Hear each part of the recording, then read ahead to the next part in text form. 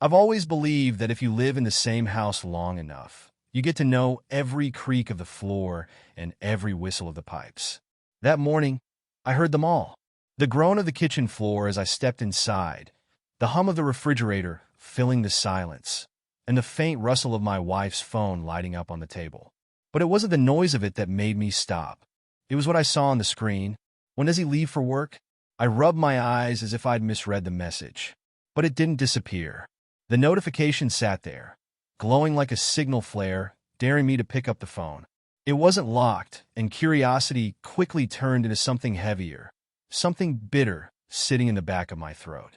I swiped up without hesitation, and there it was, a thread of messages between my wife and a number I didn't recognize. Nothing good ever comes from a message like that.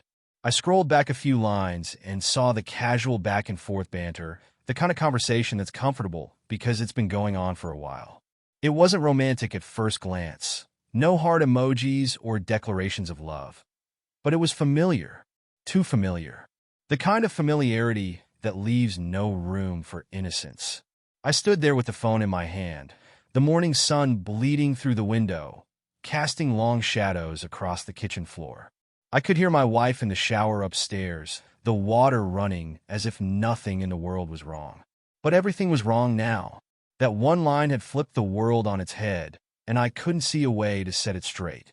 The phone buzzed again, pulling me out of my thoughts. Another message from the same number. Let me know when the coast is clear.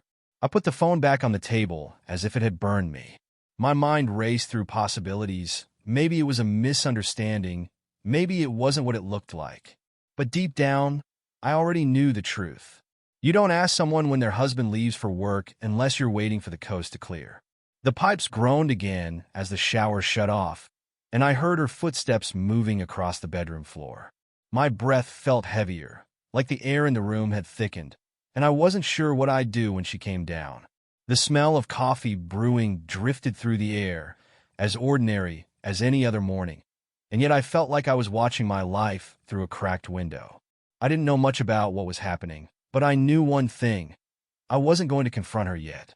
Not until I had more than a text message to throw at her. I didn't want denials and explanations. I wanted the truth. But for now, I would sit with the anger that was slowly simmering under the surface, waiting for its moment to boil over. I poured myself a cup of coffee and sat at the table, staring at the phone. Upstairs, she hummed a tune, something cheerful, like it was just another day. But for me, this wasn't just another morning. It was the beginning of something I wasn't ready for. I stayed seated at the kitchen table longer than I should have. The coffee in my cup went cold, but I didn't take a sip. I couldn't. My eyes stayed locked on the phone, as if it might buzz again and offer up more answers. The longer I stared, the angrier I got. Not the kind of anger that makes you flip tables or yell at the top of your lungs. No, this was quieter, something that settled deep inside my chest and weighed down every breath. The kind of anger that doesn't explode but simmers and waits for the right moment to be unleashed. I heard her footsteps coming down the stairs, light and carefree. She always had a way of moving through the house like she belonged to it, like the walls and furniture leaned in just a little when she passed. It was one of the things I used to love about her, the way she could make a space feel alive. But now, those same footsteps felt like a mockery, as if the house itself was laughing at me. "Morning," she said as she walked into the kitchen. Her hair was still damp from the shower, and she was wrapped in her favorite oversized robe, the one I bought her for our anniversary last year. She moved to the counter and poured herself a cup of coffee without even looking my way. Everything about her was casual, comfortable, the perfect image of a wife who had nothing to hide.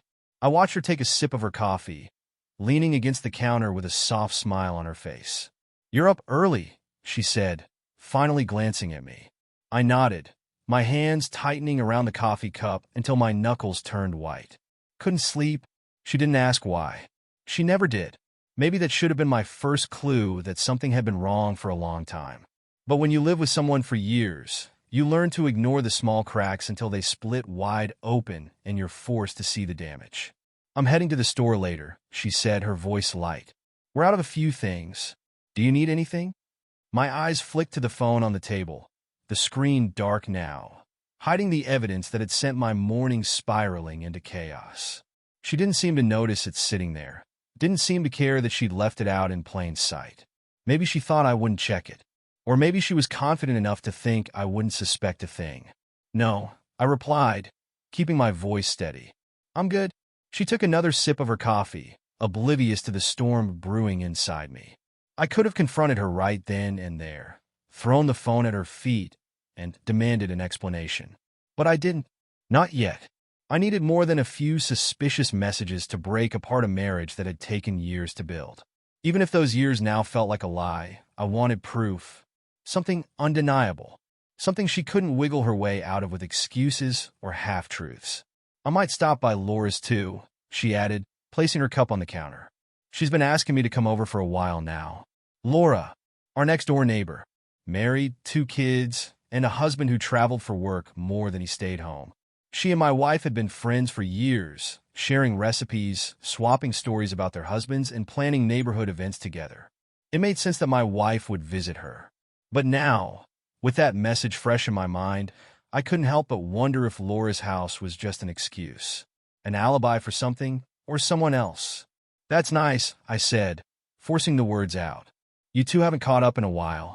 She smiled, and for a moment it almost felt normal. Almost. But normal didn't exist anymore. Not after what I'd seen. She placed her cup in the sink and turned to leave the kitchen. I'll be back before dinner, she said over her shoulder. I nodded again, watching her walk away like it was just another day. But for me, it wasn't over. The moment she was out of sight, I grabbed her phone again. My hands trembled as I scrolled through the messages, reading them over and over until the words blurred together. There were no names mentioned, no explicit confessions, but the tone was clear. This wasn't a conversation between friends or even acquaintances. It was something deeper, something secret. I scrolled back further, searching for anything that might reveal the identity of the person she was talking to. But whoever it was, they were careful. No names, no obvious clues. Just vague plans and cryptic messages that could have meant anything, but in my gut, meant everything. I put the phone down and leaned back in my chair, staring at the ceiling as if it might offer me the answers I couldn't find. The house was quiet again, except for the ticking of the clock on the wall.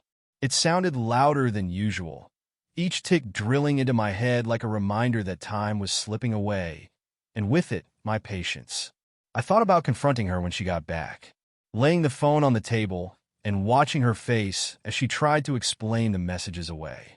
But something told me she'd deny it. She'd laugh it off, say it was nothing, and twist the conversation until I was the one feeling guilty for doubting her. She was good at that, turning things around until you weren't sure what was real anymore. No, I needed more. I needed to know who the messages were from, where she went when she thought I wasn't looking, and how long this had been going on. Because if I confronted her now, without the full picture, she'd slip through my fingers like water, leaving me with nothing but doubt. I grabbed my keys and headed for the front door. I wasn't sure where I was going, but I knew I couldn't sit in that kitchen any longer. The walls felt like they were closing in, suffocating me with every tick of the clock. I needed air, space to think, and maybe, if I was lucky, I'd find the answers I was looking for along the way. As I stepped outside, the cool morning breeze hit my face, but it did little to calm the storm raging inside me. My gaze drifted across the street to the neighbor's house, Laura's house. The curtains were drawn, but I couldn't shake the feeling that someone was watching me from the other side. I didn't know what I'd find or how far I'd have to go to uncover the truth. But one thing was certain, this wasn't over. Not by a long shot. I drove aimlessly for a while, the morning traffic just a blur outside my window. I wasn't in the mood to be home, where every creak of the floor and every familiar smell reminded me of the life I thought I had. I pulled into a parking lot near a small coffee shop that I hadn't been to in years. It was the kind of place that didn't ask questions, just serve you coffee and let you sit in your thoughts as long as you wanted. Exactly what I needed. I parked and sat in the car for a few minutes, fingers drumming on the steering wheel. The reality of what I'd found hadn't fully sunken yet, and maybe that's why I wasn't crying or shouting. I was stuck in that middle space, between disbelief and anger, between the life I knew and whatever mess was waiting to reveal itself. The pop-up message on her phone replayed in my head, over and over. When does he leave for work? Those 6 words felt like a ticking time bomb, each second making the betrayal feel more real. My wife had asked that question, and she wasn't asking it for some harmless reason. It wasn't about dropping off a package at a neighbor's house or borrowing sugar. It was about timing. It was about making sure I wouldn't be home when something or someone else showed up. The barista greeted me with a polite smile when I walked in, but I barely registered it. I ordered a black coffee and found a corner booth away from everyone else. I didn't want to think about who the mystery man could be, but my mind didn't give me much of a choice.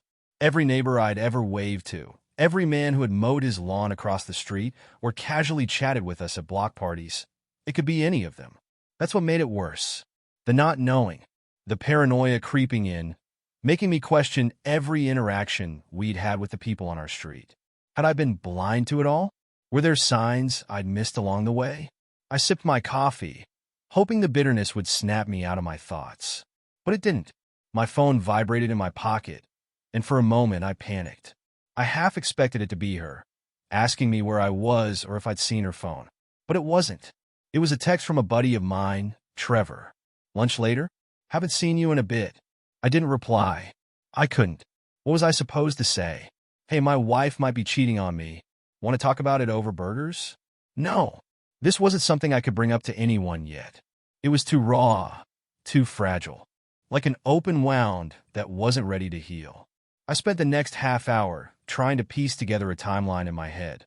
When had this started? Was it recent? Or had it been going on for months, maybe even years? I thought back to the late nights she spent working on projects, or the weekends when she said she was going to meet friends. Were those lies too?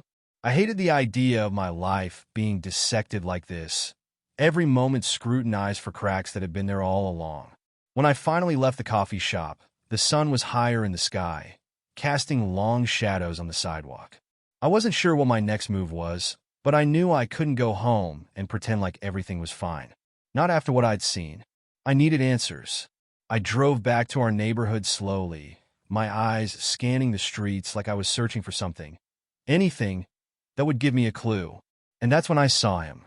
Standing in Laura's driveway, casually talking on the phone, was Greg, my next-door neighbor. Greg was the kind of guy who blended in easily. Not flashy, not loud. Just a friendly guy who always offered to help with yard work or lend you a tool if you needed it.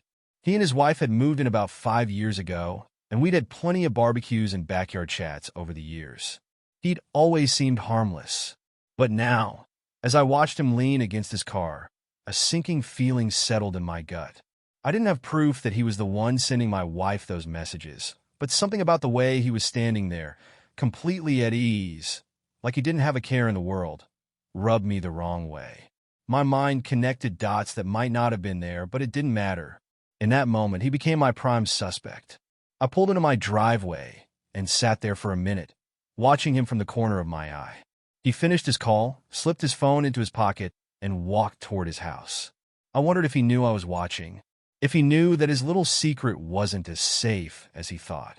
Back inside the house, it felt colder than usual. The air had that strange, heavy stillness you get before a thunderstorm. I checked the kitchen table, but my wife's phone was gone. She must have taken it with her when she left for the store, or wherever she'd really gone. I sat down and tapped my fingers against the table, the same spot where her phone had been earlier. Greg's face kept flashing in my mind. The way he smiled at her during neighborhood gatherings. The way he always offered to help her carry things. Was it innocent, or had I been blind to something obvious this entire time? The door creaked open, and I heard her footsteps again. She was back. Hey, she called from the hallway, her voice cheerful. I got everything we need for dinner. I didn't answer right away. My eyes stayed fixed on the table, replaying every moment from this morning, from the text message to Greg standing in that driveway. She walked into the kitchen, holding a grocery bag in each hand. Her smile faltered slightly when she saw me sitting there, my expression probably giving away more than I intended. You okay? She asked, setting the bags on the counter. I nodded slowly, swallowing the lump in my throat. Yeah, just thinking. She unpacked the groceries, humming softly to herself like nothing was wrong. And maybe, to her, nothing was Maybe she thought she'd covered her tracks well enough. But she hadn't. Not even close. Because I wasn't done yet. The kitchen smelled like fresh bread and herbs as she unpacked the groceries, but I couldn't taste or smell a thing. My mind was still spinning, replaying the messages and Greg's face in that driveway. I had never been a man who jumped to conclusions. But today I was teetering on the edge of doing exactly that. "Are you sure you're okay?" she asked again, her eyes flicking toward me as she placed a carton of eggs in the fridge. I watched her carefully, trying to read her body language. Did she seem nervous? Was she avoiding eye contact, or was I imagining it? Every little move she made felt like a puzzle piece I couldn't quite fit into place. "I'm fine," I said, finally breaking the silence. My voice sounded calm, even though I wasn't. She smiled faintly, brushing a strand of hair behind her ear. "Long morning?" "You could say that." I leaned back in the chair, tapping my fingers on the table as if I was simply passing the time. But inside, my thoughts raced like a storm ready to rip through everything. Her phone wasn't anywhere in sight. I knew she'd taken it with her when she left, probably aware enough to keep it close now. She wasn't stupid after all, and I was starting to realize that she had likely been doing this for longer than I wanted to admit. "How's Laura?" I asked casually, watching her reaction closely. She paused for just a second, barely noticeable, but it was enough to make my pulse quicken. "She's fine." I didn't stay long, just dropped off a few things she needed. Lie. I didn't have proof yet, but I could feel it. Laura wasn't the one she was thinking about. My gut told me she was thinking about someone else entirely. Someone who had just asked her when I'd leave for work. I leaned forward, resting my elbows on the table. "Funny," I said, my tone still casual, but there was a sharpness underneath it. "I thought maybe you'd been texting her this morning." Her hand stilled for just a second as she unpacked a bag of vegetables, and I saw the slightest tension in her shoulders. It was subtle, but it was there. "Texting her," she repeated, her voice light, but her movements more careful now. "No. Why would I?" I didn't answer right away. I just sat there, watching her, waiting to see if she'd offer more. But she didn't. She kept unpacking, her back turned to me, as if she could pretend this conversation wasn't happening. My fingers tapped the table again, slower this time. "I saw a message pop up on your phone earlier," I said, keeping my tone measured. It said, "When does he leave for work?" Any idea what that was about?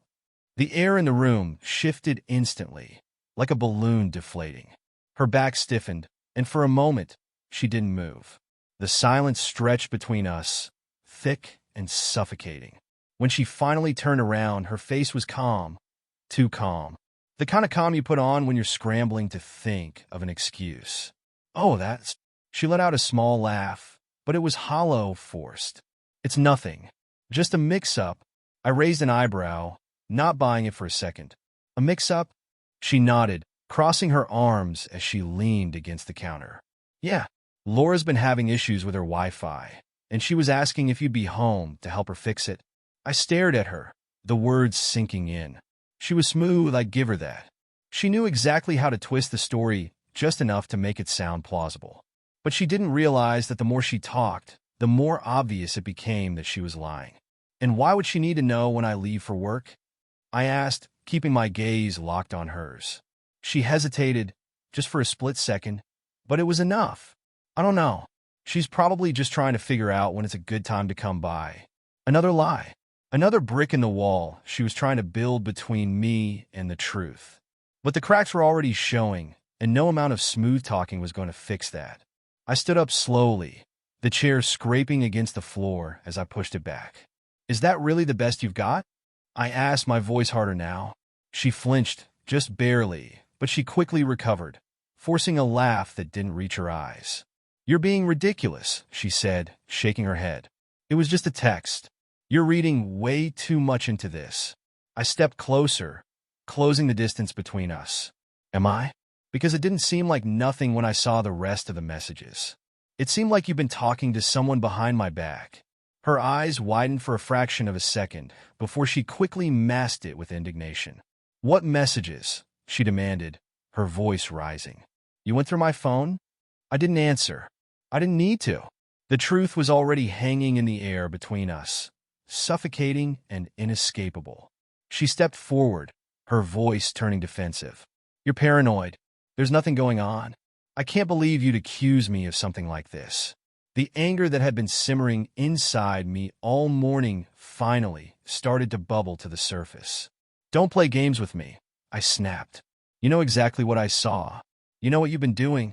Her face hardened, and for the first time, I saw the fear behind her eyes. But she wasn't ready to admit anything. "Not yet. You're wrong," she said firmly. "There's nothing to admit because nothing's happened." I took a step back, letting her words sink in. Part of me wanted to believe her, wanted to cling to the possibility that I was overreacting. But the other part, the part that had seen the messages, the part that had watched her carefully all morning, knew better. "You're lying," I said quietly, the words cutting through the air like a knife. She opened her mouth to argue, but I didn't give her the chance. I turned and walked out of the kitchen, leaving her standing there, surrounded by groceries she hadn't finished unpacking. My footsteps echoed through the house as I headed upstairs, my mind racing with what to do next. I wasn't done, not even close. She could deny it all she wanted, but I wasn't going to let this go. Not until I had the truth. And maybe not even then. I shut the bedroom door behind me and leaned against it, the cool wood pressing into my back as I tried to steady my breathing. My heart was pounding, not from exertion, but from the weight of what had just happened downstairs. She denied everything, of course. I had expected that. What I hadn't expected was the way her voice trembled slightly when she said it. She wasn't as calm and collected as she wanted me to believe. I paced the room, running my hands through my hair as my thoughts spiraled. Her words echoed in my head. "You're paranoid. There's nothing to admit." But the problem wasn't paranoia. The problem was the undeniable fact that she had been messaging someone who didn't want me to be around. There was only one reason someone would ask when I left for work, and it wasn't to borrow a cup of sugar. The bedroom felt suffocating, like the walls were closing in on me. I needed to do something, anything, other than sit here and let the anger eat me alive. I opened the closet, not really sure what I was looking for. Maybe some physical clue, something tangible that would confirm what I already knew deep down. But all I saw were rows of neatly hung clothes, her shoes lined up perfectly on the floor, and the faint scent of her perfume lingering in the air. It hit me like a punch to the gut. This was the woman I had built a life with, the woman I had trusted, shared secrets with, and imagined growing old beside. And now, that same woman was standing downstairs, denying something I knew was real. I moved to the nightstand and pulled open the drawer. Her journal was there, tucked beneath a few books and random papers. She wasn't someone who wrote in it often, but I remembered her mentioning it a few times, how she'd jot down thoughts when she needed to clear her head. I hesitated, my fingers hovering over the cover. Was this crossing a line? Maybe, but hadn't she already crossed one herself? I flipped it open, scanning the pages quickly. Most of it was harmless, lists of things she wanted to do, notes about recipes, reminders to call her mom. But as I neared the back, the handwriting shifted. The neat, precise lettering became messier, almost frantic, like she had been in a rush or writing under stress. I don't know how much longer I can keep this up. The guilt is eating me alive, but I can't stop. It's like I'm trapped, and the worst part is, I don't even know if I want to be free. I read the words over and over, my mind trying to process them. She hadn't written a name or any specific details, but the meaning was clear. There was something or someone she couldn't let go of, and it was tearing her apart. I closed the journal and shoved it back into the drawer, slamming it shut harder than I intended. My breathing was ragged, my pulse racing. She had admitted her guilt, even if she hadn't done it to my face. But who was he? That was the missing piece, the puzzle I needed to solve before confronting her again. I sat on the edge of the bed, my elbows resting on my knees as I stared at the floor. My thoughts drifted back to Greg, standing in Laura's driveway earlier that morning.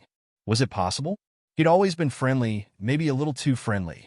I thought about the neighborhood barbecues, the way he'd laugh at her jokes, the way he'd offer to help her with things when I wasn't around. At the time, it had seemed harmless. Now it felt like something else entirely. I pulled out my phone and scrolled through my contacts until I found Greg's number. We'd exchanged numbers a long time ago for some neighborhood project, and I hadn't thought about it since. I opened the messages between us, just a few texts about borrowing tools or coordinating block party dates. Nothing out of the ordinary. But then an idea struck me. If they were careful, they wouldn't be using their real numbers to text each other. But if they were meeting up, there might be something else, a record of calls, locations, or even odd patterns that didn't add up. My fingers hovered over the screen, debating whether to check her phone records. I didn't like the idea of spying on her like this, but she had left me no choice. I logged into the online account for our phone plan and scrolled through the recent call logs. There were plenty of calls to her friends, her mom, even her workplace. But one number kept appearing more frequently than the others. I didn't recognize it, and it wasn't saved under a contact name. My stomach twisted as I saw how often she had called it. Late at night, early in the morning, even on weekends when I thought she was running errands. I copied the number and did a quick search online, hoping it would lead me to something concrete. But it was a dead end. No name, no business associated with it. Just a blank, faceless number that seemed to mock me. I leaned back against the headboard, frustration clawing at me. If it wasn't Greg, then who? Was it someone from her work? Someone I'd never met? The possibilities felt endless, and the weight of not knowing was suffocating. Downstairs, I heard the clatter of pots and pans as she started preparing dinner. The sound was too normal, too domestic for the chaos swirling in my mind. How could she stand there, chopping vegetables and humming to herself, when she knew what she had done? I stood up, pacing the room again. My fists clenched and unclenched at my sides, the urge to confront her building with every step. But I couldn't do it blindly. I needed more. I needed something she couldn't deny, something that would make her face the truth instead of hiding behind excuses. Then it hit me. Laura. If anyone knew what was going on, it would be her. She and my wife shared everything. At least they used to. Maybe they still did. And if Laura had been covering for her, I needed to know. I didn't care if it meant dragging another person into this mess. I was done playing nice. I grabbed my keys and headed downstairs. My wife looked up as I passed through the kitchen, her eyes narrowing slightly. "Where are you going?" she asked, her tone a little too casual. "Just out for a bit," I replied, not bothering to give her more details. She opened her mouth to say something, but I was already out the door before she could stop me. The air outside was cooler now, the sun starting to dip below the horizon. I walked down the driveway, my gaze locked on Laura's house. The curtains were still drawn, but there was a light on in the front room. I took a deep breath and marched up to the door, my fingers tightening into a fist as I knocked. The door opened after a few moments, and there she was, Laura, looking as surprised as I felt angry.